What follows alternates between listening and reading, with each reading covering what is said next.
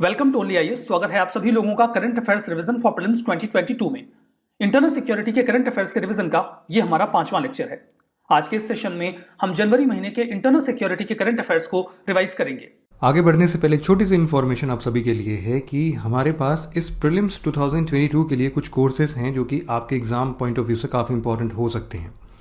सबसे पहले इसमें एक प्रीलिम्स क्रैश कोर्स की बात हो रही है जिसका नाम तेजस है। इसमें आपको 250 प्लस आवर्स के वीडियो लेक्चर्स, इसमें आपके करंट अफेयर्स और स्टैटिक दोनों इंक्लूडेड हैं। काफ़ी सारे टेस्ट, फुल लेंथ और सेक्शनल, और वीकेंड डाउट सेशंस वगैरह सब कुछ हैं इसमें आपको फ्री सीसैट के क्लासेस और उनके टेस्ट सीरीज भी मिलती है। बट स्टिल अगर आप केवल टेस्ट सीरीज में ज्वाइन करना चाहते हो, आपको वीडियो लेक्चर्स नहीं चाहिए, आपका रिवीजन ऑलरेडी चल रहा है अच्छा, तो आप उसके लिए लास्ट माई लीप ज्वाइन कर सकते हो। इसमें आपके 19 सेक्शनल टेस्ट हैं, 5 करंट अफेयर्स के टेस्ट हैं, 15 फुल लेंथ टेस्ट हैं, 4 सीसैट के टेस्ट हैं। इसको ज्वाइन करने के लिए आप dpp.onlyis.in पे ज्वाइन कर सकते हो। एट द सेम टाइम एक सीसैट के लिए प्रोग्राम है जो कि ऐसे स्टूडेंट्स को केटर करता है जिनका सीसैट वीक है। तो सीसैट एक्सपर्ट प्रोग्राम आपके सभी सीसैट के टॉपिक्स को कवर करता है वीडियो लेक्चर्स के फॉर्म में, और छोटे छोटे हैंडआउट्स भी हर लेक्चर के बाद आपको मिलते हैं प्रैक्टिस के लिए, और लास्ट में कुछ फुल लेंथ टेस्ट हैं इसमें। इसके अलावा अगर आप 2023 के लिए प्रिपेयर कर रहे हैं तो आप हमारे प्रारंभ बैच को ज्वाइन कर सकते हैं। इसमें आपको एक फुल फाउंडेशन बैच के तरीके से सारी रिक्वायरमेंट्स यूपीएससी के पॉइंट ऑफ व्यू से फुलफिल की जाती है। इसमें वीडियो लेक्चर्स भी हैं, स्टडी मटेरियल्स भी हैं, टेस्ट सीरीज भी हैं, मेंटोरशिप भी है, इंटरव्यू गाइडेंस भी है, सब कुछ इसमें आपको मिलेगा। अगर आप इस बैच को ज्वाइन करना चाहते हो तो आप video.onlyis.in पे विजिट करो। याद रखना कि तेजस प्रोग्राम के लिए भी आपको video.onlyis.in पर ही विजिट करना है। अगर आपको कोई भी डाउट आता है इन सभी बैचेस से रिलेटेड तो आप हमें सिंपली इस नंबर पर कॉल कर सकते हो या फिर info@onlyis.com पे हमें मेल ड्रॉप भी कर सकते हो। तो चलिए डिस्कशन स्टार्ट करते हैं। इंडियन कोस्ट गार्ड के बारे में है। Director general VS Pathania ji ने 24th chief of Indian coast guard के पद को अवेल किया। ये डिफेंस सर्विसेज स्टाफ कॉलेज के एल्यूमिनस रहे हैं। एल्यूमिनस होने का मतलब ये होता है कि उन्होंने वहां से पढ़ाई करी होगी अपने टाइम में। Wellington national defence college new Delhi के भी ये रहे हैं एल्यूमिनस। ठीक है, अब यहाँ पर बात करते हैं इस एंटिटी के बारे में। इंडियन कोस्ट गार्ड ये आर्म फोर्सेस की एक विंग है जिसके पास जिम्मेदारी है इंडिया के मैरीटाइम डोमेन को प्रोटेक्ट करने की। ये मैरीटाइम लॉ को इन्फोर्स करते हैं, यानी कि समुद्री कानून को, सागर कानून को। इनका जो जुरिस्डिक्शन है वो इंडिया के टेरिटोरियल वाटर्स, कंटिन्यूअस जोन और एक्सक्लूसिव इकोनॉमिक जोन में होता है। मतलब भारत के पास जो भी वाटर की टेरिटरी है इसमें उनका डोमेन होता है। इसे 1978 में कोस्ट गार्ड एक्ट ऑफ 1978 के तहत बनाया गया था। मिनिस्ट्री ऑफ डिफेंस के तहत ये काम करते हैं और एडमिनिस्टर किए जाते हैं director general of coast guard के द्वारा। हेडक्वार्टर्ड है न्यू दिल्ली में। ये सारा naval variant of BrahMos missile के बारे में है। मतलब साफ है, जो ब्रह्मोस मिसाइल अभी हम इस्तेमाल कर रहे हैं उसका हाल ही में नेवल वेरिएंट तैयार किया गया है। मतलब एक ऐसा वेरिएंट जिसे नेवी यूज करेगी। ठीक है, डीआरडीओ ने ही इसे डेवलप किया है। Defence Research and Development Organisation ने अभी हाल ही में इसका सक्सेसफुल टेस्ट फायर किया गया। Kind of supersonic BrahMos cruise missile है ये। इसका जो टेस्ट फायर किया गया है वो आईएनएस विशाखापट्टनम से किया गया है। जो नेवल वेरिएंट है ये एक सुपरसोनिक क्रूज मिसाइल है। सुपरसोनिक क्रूज मिसाइल होने का मतलब ये है कि इसकी स्पीड साउंड की स्पीड से ज्यादा होगी। कितनी ज्यादा होगी? तो जो इसकी स्पीड बताई जा रही है that is around 2.8 Mach. 1 Mach is equal to the speed of sound. Sound की जो स्पीड होती है उसे 1 मैक कहा जाता है, और 2.8 मैक है लगभग। ये साउंड की स्पीड से 3 गुना ज्यादा तेज ट्रेवल कर सकता है। 350 से 400 किलोमीटर की दूरी तक मार करने में सक्षम है ये। ब्रह्मोस के बारे में बात करें तो ब्रह्मोस एक ज्वाइंट वेंचर है Defence Research and Development Organisation DRDO के बीच में और एनपीओएम के बीच में। एनपीओएम एंटिटी है रशिया की। ब्रह्मोस का जो नाम है वो 2 नदियों के नाम को मिला के बनाया गया है। इंडिया से ब्रह्मपुत्रा और रशिया से मोस्कवा। तो यहां से ब्रह्म और यहां से मोस मिलके बनता है ब्रह्मोस। ये 2 स्टेज एक मिसाइल है जिसमें एक सॉलिड प्रोपेलेंट इंजन होता है फर्स्ट स्टेज पे, और सेकंड स्टेज पे लिक्विड रैमजेट इंजन होता है। मल्टी प्लेटफॉर्म मिसाइल है। मतलब ये है कि इसका इस्तेमाल हम लैंड, एयर और सी से कर सकते हैं। मल्टी कैपेसिटी है, कई तरीके से इसका इस्तेमाल हो सकता है। पिन पॉइंट एक्यूरेसी के साथ ही अपने टारगेट को हिट कर सकता है। दिन और रात दोनों में ही अपने टारगेट को इक्वली हिट करने में सक्षम है। वेदर कंडीशंस इसे प्रभावित नहीं कर पाएंगी। फायर एंड फॉरगेट प्रिंसिपल पे वर्क करती है। फायर एंड फॉरगेट प्रिंसिपल का क्या मतलब है कि एक बार इस मिसाइल को लॉन्च कर दिया गया, उसके बाद इसे डायरेक्ट करने की जरूरत नहीं पड़ती। ये अपने टारगेट को खुद ही आसानी से हिट कर लेती है। Further fire and forget missile में जो उसका सोर्स है, जहां से वो मिसाइल आई है, उसे आइडेंटिफाई करना मुश्किल होता है। बिकॉज जब भी कोई मिसाइल हिट की जाती है तो जो दुश्मन देश होता है वो उस सोर्स को हिट करने की कोशिश करता है जहां से मिसाइल को हिट किया गया हो या लॉन्च किया गया हो, ताकि वो फर्दर अटैक रोक सकें। लेकिन फायर एंड फॉरगेट मिसाइल में ऐसा करना काफी ज्यादा मुश्किल हो जाता है। जो रेंज है इस मिसाइल की वो ओरिजिनली 290 किलोमीटर हुआ करती थी, क्योंकि एक कंपल्शन है, अगर कोई भी ऐसा देश है जो missile technology control regime MTCR का पार्ट नहीं है तो वो 300 किलोमीटर से अधिक रेंज के मिसाइल्स को डेवलप नहीं कर सकता। अगर वो ऐसा करता है तो उसके खिलाफ सैंक्शंस इंपोज किए जाते हैं। लेकिन इंडिया को 2016 में MTCR क्लब में शामिल कर लिया गया, यानी कि इंडिया हिस्सा बन गया मिसाइल टेक्नोलॉजी कंट्रोल रिजीम का। इसीलिए जो ब्रह्मोस मिसाइल है उसकी रेंज को अब बढ़ा के 450 किलोमीटर से लेकर 600 किलोमीटर तक कर दिया गया है।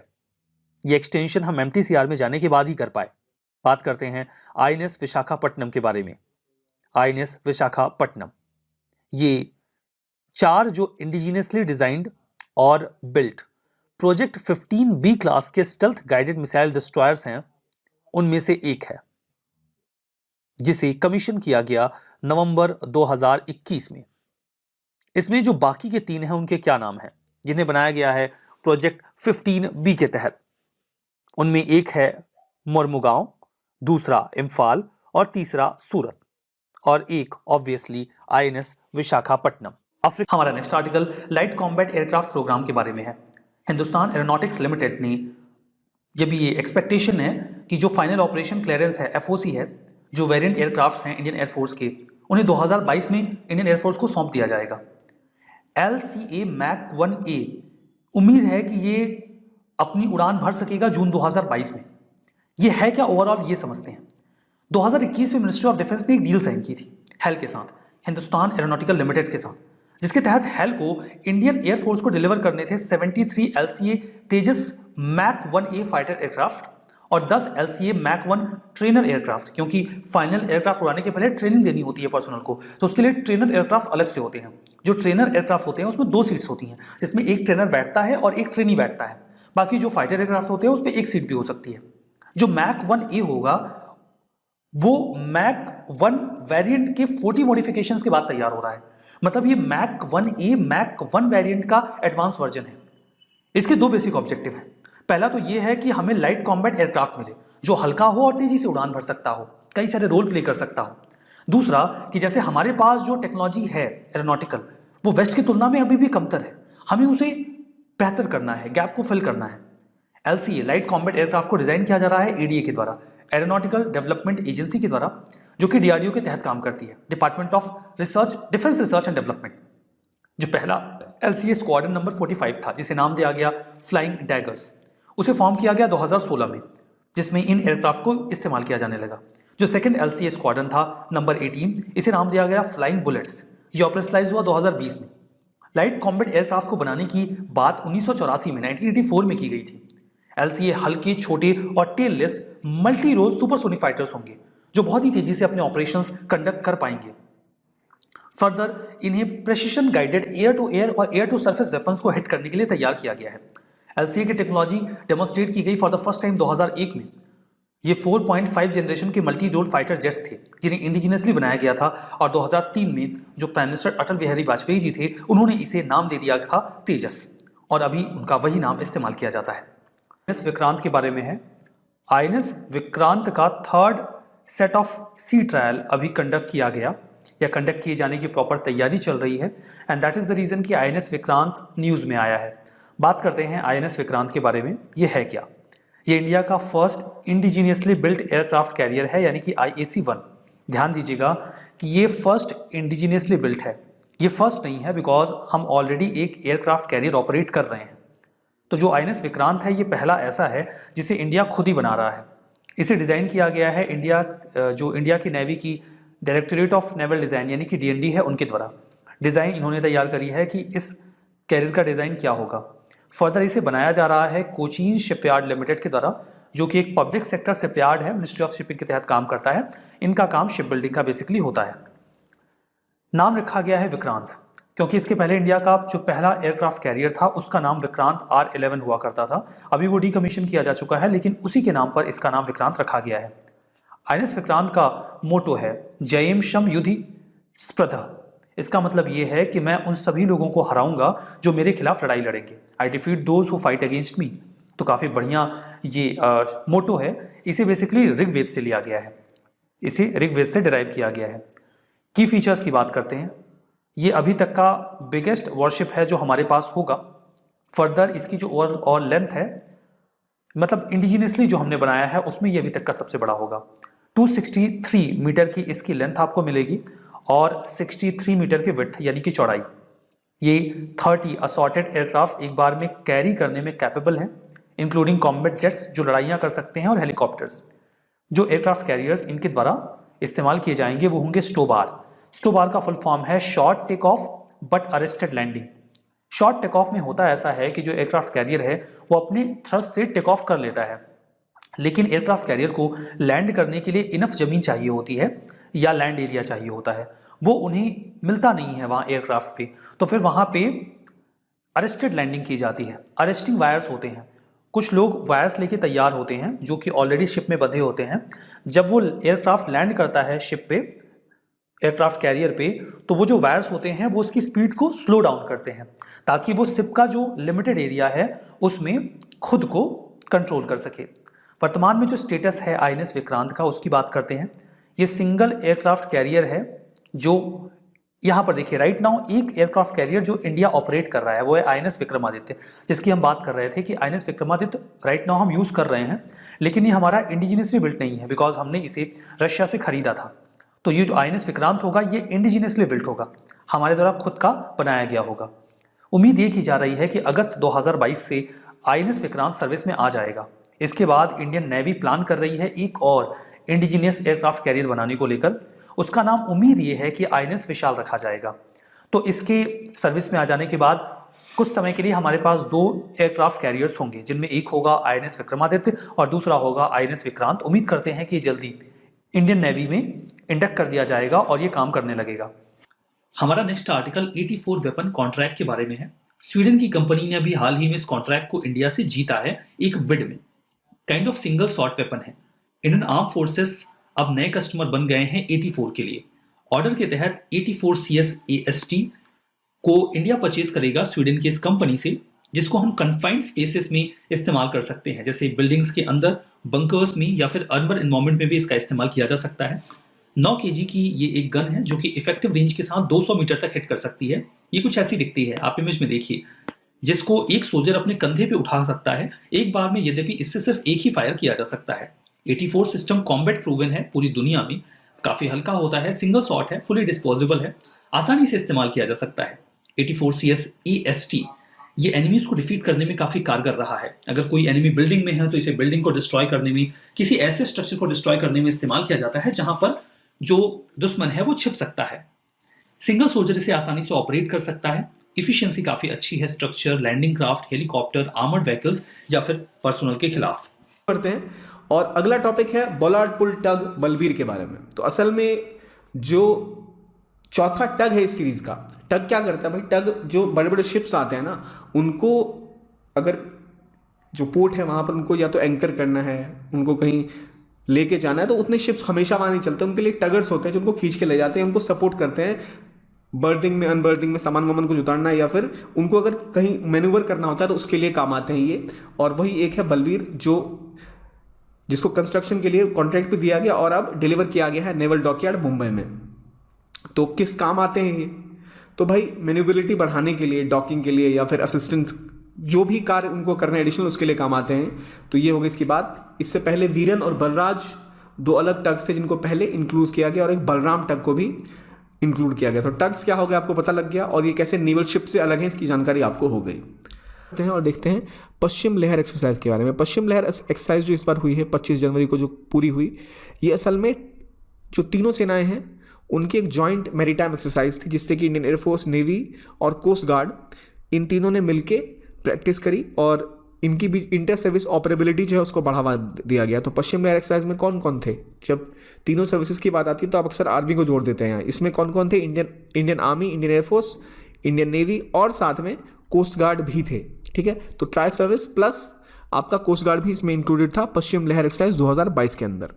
तो ये जो पश्चिम लहर एक्सरसाइज थी ये वेस्टर्न नेवल कमांड में हुई थी ताकि इंटर सर्विस ऑपरेबिलिटी बढ़े, तीनों सर्विसेज में जो कोऑर्डिनेशन है वो बेहतर हो सके। इसमें शिप्स, सबमरीन, एयरक्राफ्ट्स और जो आर्मी और पेट्रोल वेसल जो कोस्ट गार्ड थे वो सारे इसमें शामिल हुए थे। हमारा next article special protection group यानी कि एसपीजी के बारे में है। एसपीजी को भी हाल ही में न्यूज में देखा गया, जब से पंजाब का सिक्योरिटी लैप्स हुआ है, पीएम की सिक्योरिटी में जो ब्रीच हुई है उसके बाद से एसपीजी लगातार न्यूज में रहता ही है। सुप्रीम कोर्ट ने 5 मेंबर्स का एक पैनल भी बनाया है इस पूरे मुद्दे को ओवरसी करने के लिए।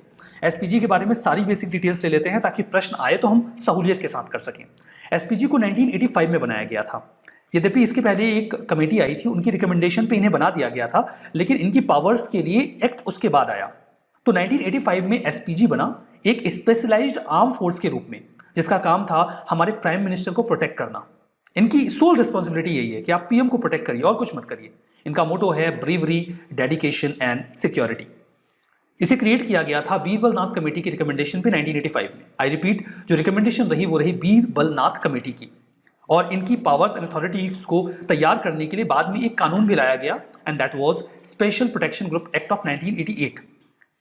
इसमें जो भी ऑफिसर इसे लीड करते हैं, मतलब एसपीजी को लीड करने वाले जो इंडिविजुअल होते हैं, वो इंडियन पुलिस सर्विस के रैंक के एक ऑफिसर होते हैं, जिनकी rank inspector general of police से नीचे नहीं होनी चाहिए। बाकी फोर्सेस की तरह एसपीजी रिपब्लिक डे की परेड में कभी भी हिस्सा नहीं लेती। इनकी जो ये लगातार कोऑर्डिनेट करते रहते हैं जो अलग अलग सिक्योरिटी एजेंसीज हैं, जैसे कि जो आईबी है, रॉ है, स्टेट्स एंड यूनियन यूटीज की जो पुलिस है, उनके साथ लगातार ये कोऑर्डिनेट करते हैं ताकि जो प्रोटेक्टी हैं या पीएम है उनकी सिक्योरिटी इंश्योर की जा सके। एसबीजी को इसीलिए उनके जो एम्प्लॉयज़ हैं उन्हें उनकी सर्विस के रिटायरमेंट के बाद भी आरटीआई एक्ट से बाहर रखा गया है। मतलब उनसे कोई भी जानकारी इकट्ठा नहीं की जा सकती कि आखिर पीएम को कैसे सिक्योर किया जाता है। बाई लॉ जो एसपीजी जिनको प्रोटेक्ट करती है उन्हें कई तरीके की सहूलियतें मिलती हैं। मतलब अगर कोई इंडिविजुअल को प्रोटेक्ट करने वाली एंटिटी एसपीजी है तो वो किसी भी एयरपोर्ट पे बिना स्क्रीनिंग के जाते हैं। अब पहले से एसपीजी उनकी प्रोटेक्शन में, आप उनकी क्या चेकिंग करेंगे? एयरपोर्ट्स ये अथॉरिटी देता है, एयरपोर्ट अथॉरिटी ऑफ इंडिया, उनको जो प्रोटेक्टी हैं वो वीआईपी लॉन्च का इस्तेमाल करते हैं। वो किसी भी गवर्नमेंट बिल्डिंग में बिना सिक्योरिटी स्क्रीनिंग के जा सकते हैं, इंक्लूडिंग प्राइम मिनिस्टर ऑफिस। जो एम्प्लॉयज़ होते हैं उन्हें डायरेक्टली कभी रिक्रूट नहीं किया जाता, बल्कि वो RPF, CAPF, CISF, BSF, SSB, CRPF, ITBP या एनएसजी में से ही ड्रॉ किए जाते हैं, और एआर असम राइफल्स में से भी लिए जाते हैं। एसबीजी के जो पर्सनल्स होते हैं उन्हें ट्रेन कैसे करते हैं? उनके ट्रेन करने का ऑब्जेक्टिव बिल्कुल साफ होता है कि वो फिजिकली टफ और मेंटली अलर्ट रहें, मैच्योर रहें, कॉन्फिडेंट रहें और कर्टियस रहें, यानी कि शिष्ट रहें, उनसे जो कहा जाए वो करें।